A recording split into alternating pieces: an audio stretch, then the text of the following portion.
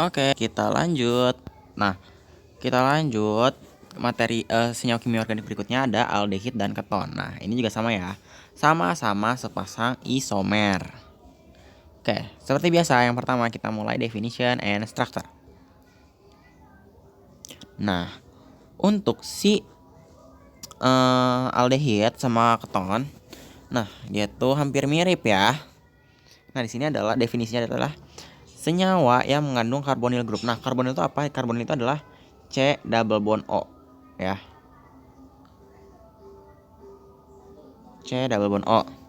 Nah, keton juga sama, senyawa mengandung karbonil atom. Bedanya kalau aldehid itu karbonilnya ada di ujung, berarti dia akan menjadi RCOH ya, karena O-nya CO-nya ada di ujung ya. Kalau keton C-nya di tengah-tengah. Jadi RCOR. Kalau keton CO-nya di ujung gimana? Nggak bisa, dia akan menjadi aldehid. Tuh. JMF-nya dia sama-sama CNH2NO ya. Oke. Lanjut yang kedua. Ada nomenklatur atau penamaan. Kita mulai penamaan aldehid dulu. Nah, dia sama ya, sama banget kayak alkana. Cuman bedanya endingnya kita ganti akhiran al. Dan C1 dimulai dari gugus COH ya.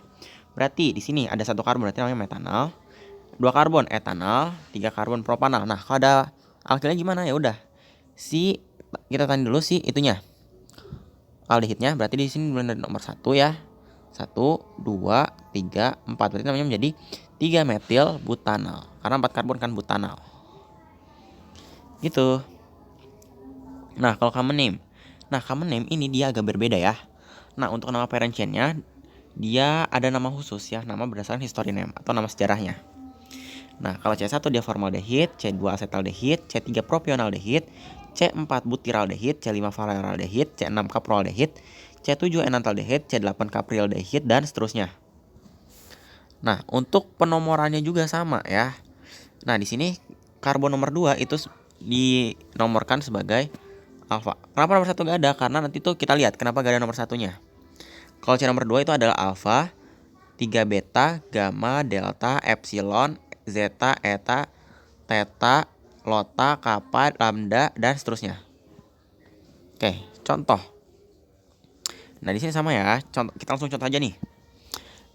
Step yang pertama kita tandain si aldehidnya dulu. Baru kita buat penomoran. Penomorannya dari mana? Dari sini atau dari sini? Nah, tadi kita lihat, ingat. Kenapa dia tadi gak ada C nomor satunya? Karena C nomor satunya itu udah kita anggap sebagai aldehidnya. Berarti udah gak dianggap lagi sebagai karbon.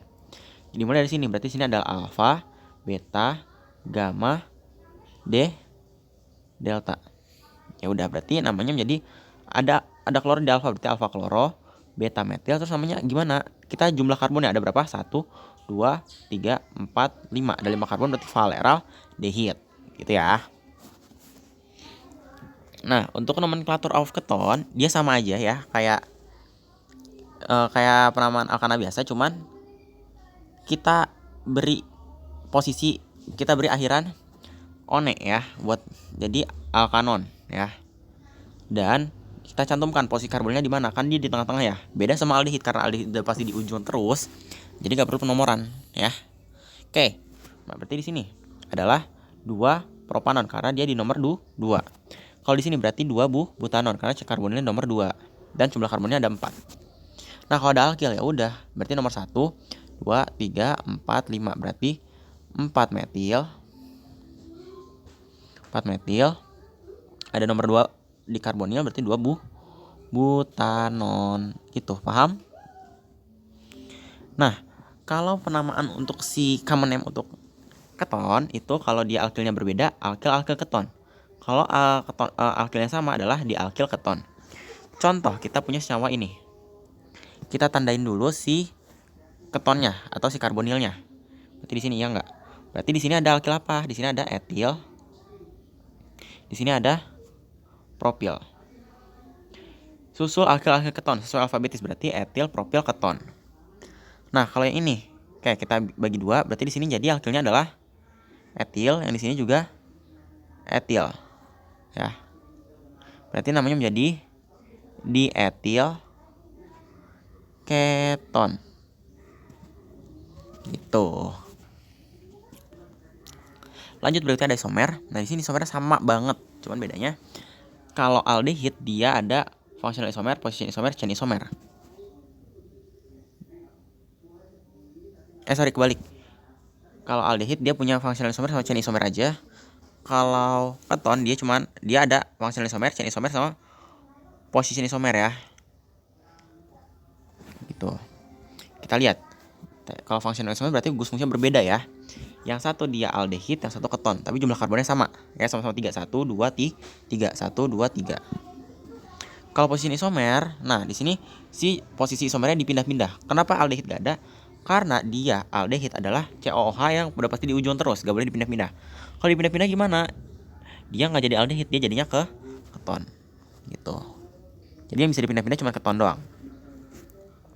Chain isomer ini gampang ya, berarti posisi gugus fungsinya sama, paling rantainya berbeda. Di sini jadi rantainya lurus, jadi bercabang. Ini juga sama ketonnya, berarti posisinya sama-sama nomor 2 nih misal. Nah, dia di sini dari lurus jadi bercabang. Gitu. Oke. Lanjut ke physical properties. Nah, physical properties-nya kita bahas kenapa dia itu memiliki sifat fisika yang sama. Karena yang pertama, dia mengandung sama-sama mengandung karbonil, C double bond O. Di mana karbonil ini si O-nya akan memiliki parsial negatif, C-nya memiliki parsial positif, ya. Nah, di sini ada beberapa ciri-ciri dari si karboksilnya tadi.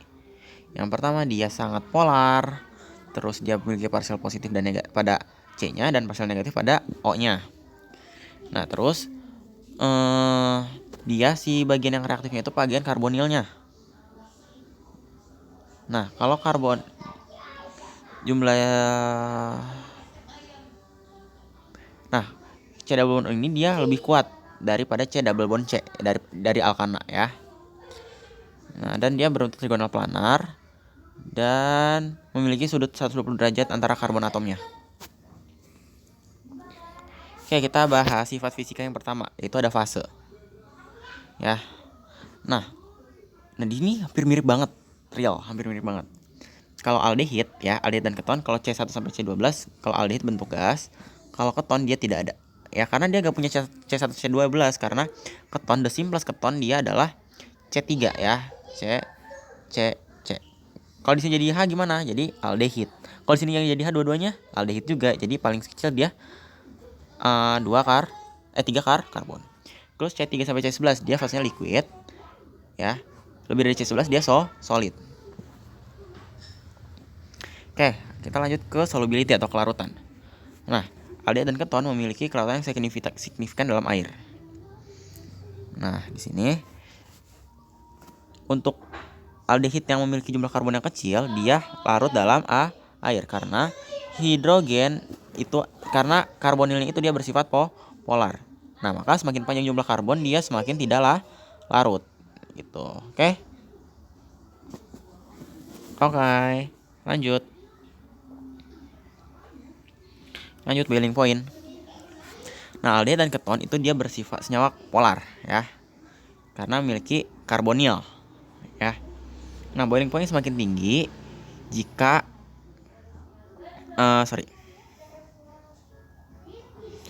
polar itu memiliki boiling point lebih tinggi daripada yang non polar, ingat. Nah, tapi dia memiliki boiling point yang rendah jika dibandingkan dengan alkohol dan karboksilik asid. Nah, kalau kita bandingkan antara senyawa organik yang lain, aldehid dan keton itu dia lebih di tengah-tengah. Dia lebih besar daripada alkana dan ether, tapi dia lebih kecil daripada alkohol dan karboksilik asid. Kenapa bisa gitu? Karena dia faktor interaksinya. Nah, untuk lebih rincinya interaksinya ada di video Basic of Organic Chemistry ya, bisa dilihat.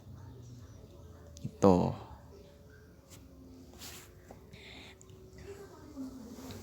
Lanjut ke chemical properties. Nah, chemical properties yang pertama itu adalah cuma 3 tipe reaksi ya. Yang pertama ada reaksi reduksi, yang kedua oksidasi, dan yang ketiga adisi. Nah, di sini itu reaksinya benar-benar plek ketiplek sama banget.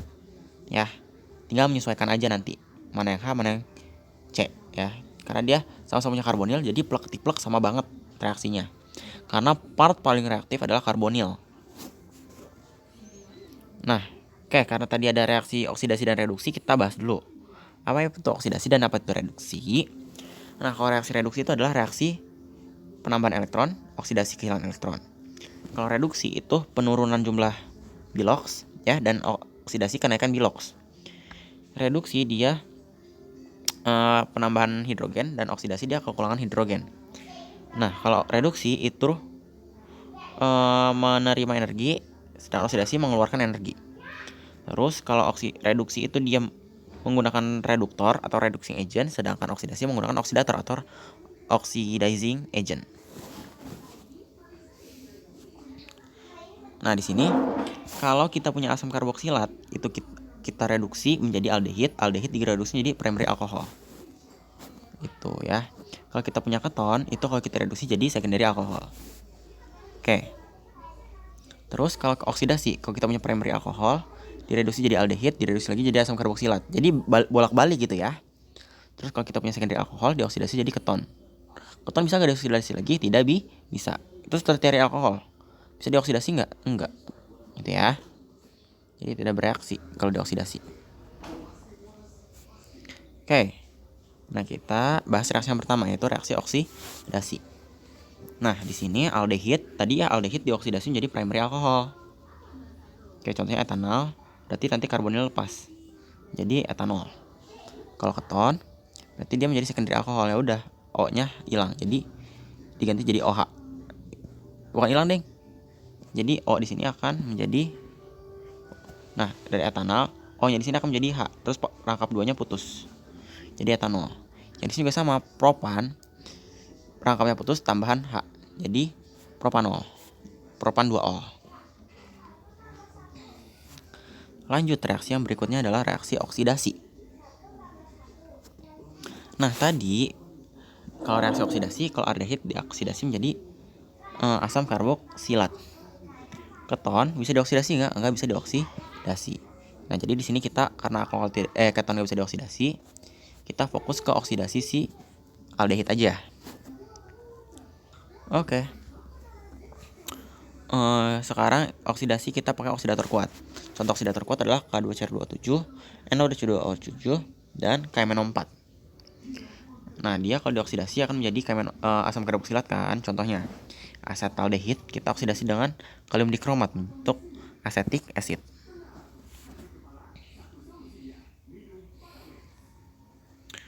Terus kalau kita menggunakan oksidator lemah ya.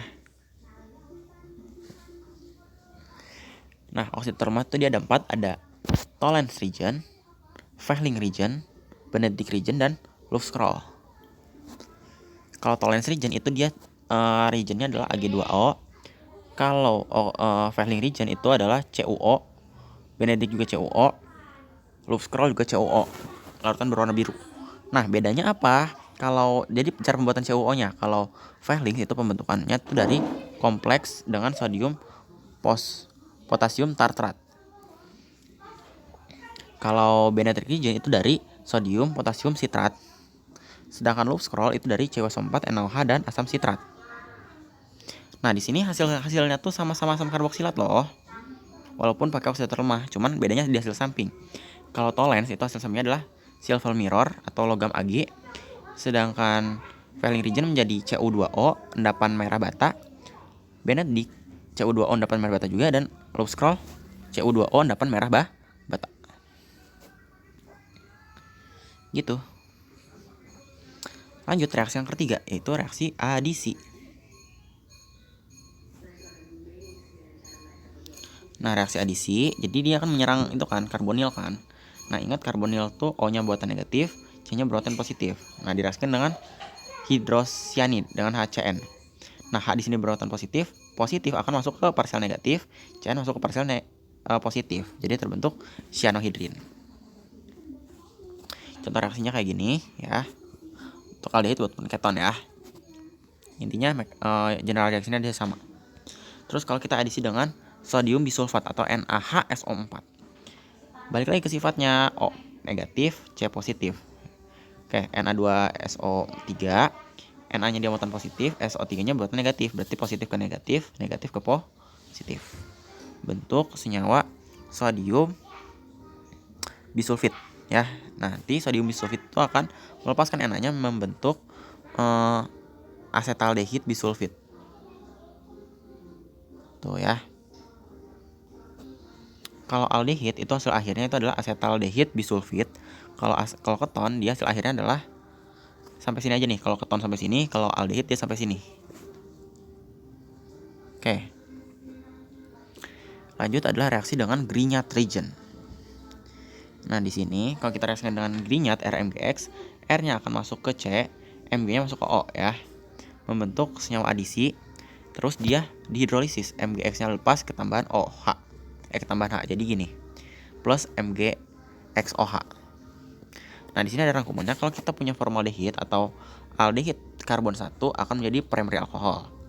Dan kalau kita punya aldehid yang lain lebih dari 1 karbon menghasilkan secondary alkohol. Terus kalau kita punya keton direaksikan dengan RMGX membentuk tertiary alkohol. Oke, di sini ada contoh reaksinya. Nah, kita punya formaldehid direaksikan RMGX jadinya secondary alkohol. Punya asetaldehid direaksikan dengan RMGX menghasilkan secondary alkohol. Punya keton direaksikan dengan RMGX menjadi tertiary alkohol.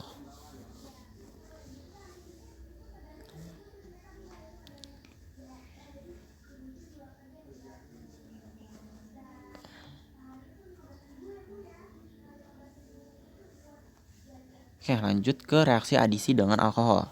Nah, untuk aldehid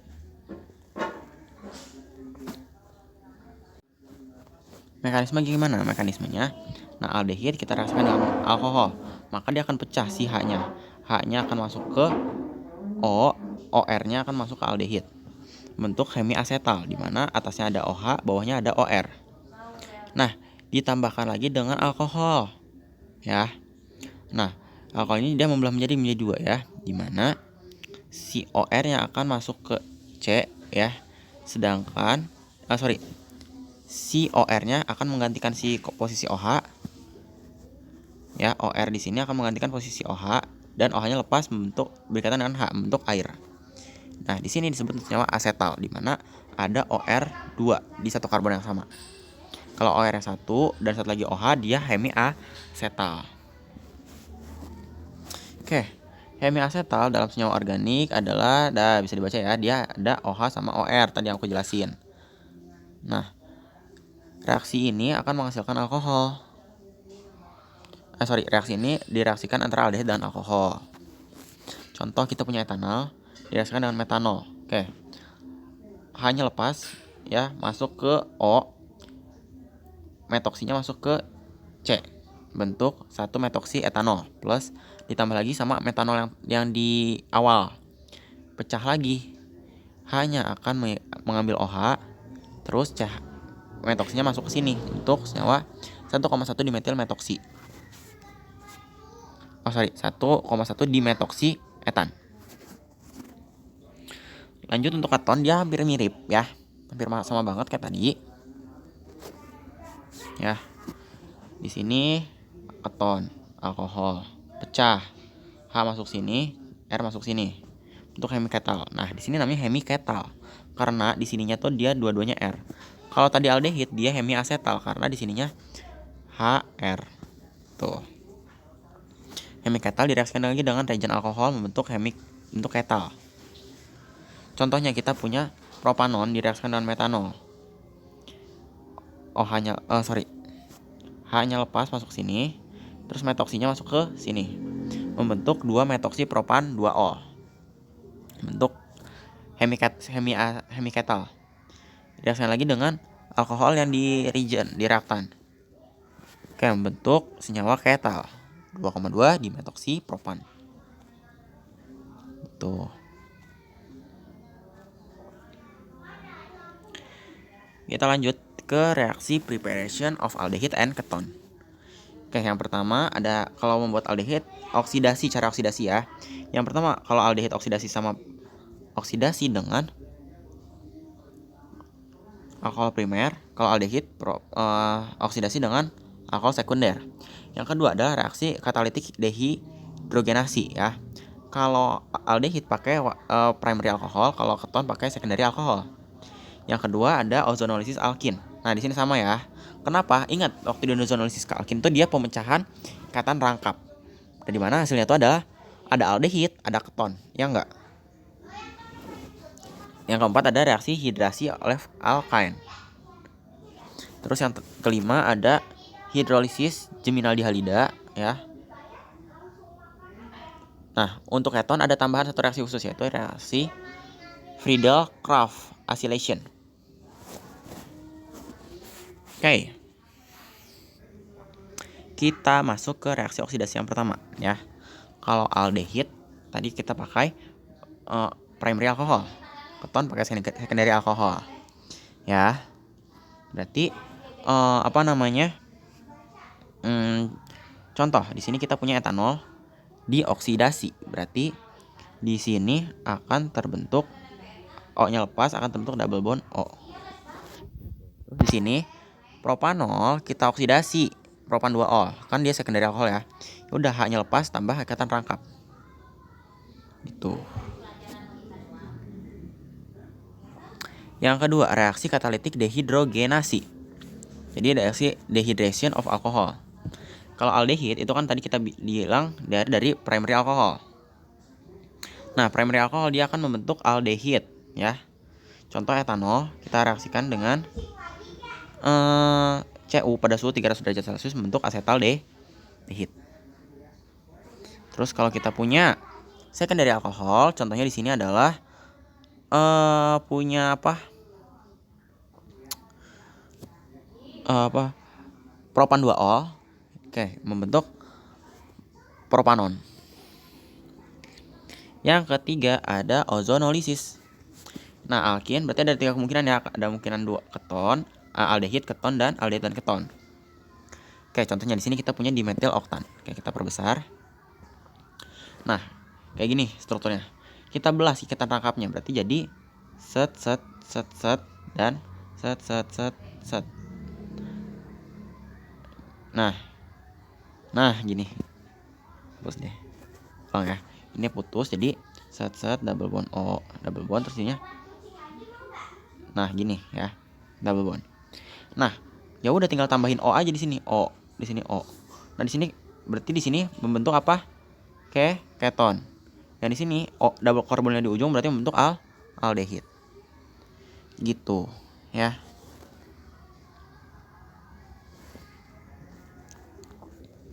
Lanjut reaksi yang keempat adalah reaksi hidrasi dari alkain. Ya. Nah, di sini punya alkain dihidrasi diteraksikan dengan air dalam suasana HgSO4 dan H2SO4. Oke, ya udah diadisikan biasa, H-nya masuk sini, OH-nya masuk sini ya, Markovnikov yang kayak miskin. Oke, karena dia nggak stabil ya, senyawa intermediate nggak stabil, maka dia akan merearrangement dirinya sendiri membentuk asetaldehid ya. Sama kayak di alkain waktu kemarin videonya.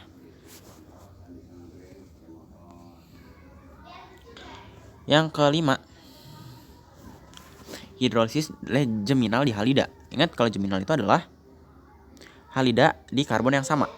Oke, contoh di sini kita memproduksi aldehid. Nah, dia memproduksi aldehid kalau si geminalnya ini sampingnya ada H. Dia menghasilkan aldehid karena nanti C-nya lepas digantikan dengan karbonil O ya. Kalau keton, dia kanan kirinya di si geminalnya adalah C. Sehingga kalau dia direaksikan OH-nya lepas bentuk double bond di yang tadi itu, bentuk ini. Nah, Friedel-Crafts acylation terakhir ini khusus memproduksi keton ya, dan memproduksi keton yang aromatik aja. Nah, di sini kita ingat bahasa Lewis, di mana bahasa Lewis itu dia yang menerima Pb ya. Nah, pertama itu aromatik kita reaksikan dengan asil dihalida. Kan asil dihalida adalah karboksilik asid ahrida ya. Kita reaksikan dengan FeCl3 atau AlCl3 ya katalisnya bentuk aromatik keton dan asam halida. Nah, contohnya kayak gini. Kita punya benzen. Direaksikan dengan asetil klorida. Ya udah, Si salah satu dari H-nya itu dia diambil dari benzen dan berkaitan sama Cl untuk keton, ya. Nah, ini kalau misalkan dua-duanya aromatik gimana? Bisa juga, ya. Lanjut, yang terakhir adalah interesting of aldehid dan keton. Untuk interesting aldehid, ya. Oke. Nah, aldehid itu dia yang pertama dia sebagai vanilin, terus ada cinnamaldehid atau cinnamons, terus ada benzaldehid atau almond, dan citral di dalam lemongrass. Terus ada diglukos atau senyawa karbohidrat, dia mengandung aldehid. Terus ada asetaldehid. Nah, asetaldehid ini dia sebagai pemanis sirup, ya. Dalam ripe fruit, ya. Terus ada formaldehid yang ada dalam apel. Sebagai pengawet. Lanjut, interesting of keton. Yang pertama ada heptanon, dia sebagai clove flavoring. Terus ada butandion, dia sebagai butter flavoring. Terus ada carvon sebagai spirit flavoring, dan ada aceton sebagai nail polish remover atau penghapus kutek. Terus ada 2 oktan sebagai jamur. Nah, di sini aldehid juga dia ada dalam hormon manusia, hormon laki-laki, hormon perempuan, dan hormon adrenal dalam otak. Tuh. Oke. Oke, disukupkan video sampai sini. Kalau ada yang mau ditanyakan, tulis di kolom komentar. Sekian, terima kasih.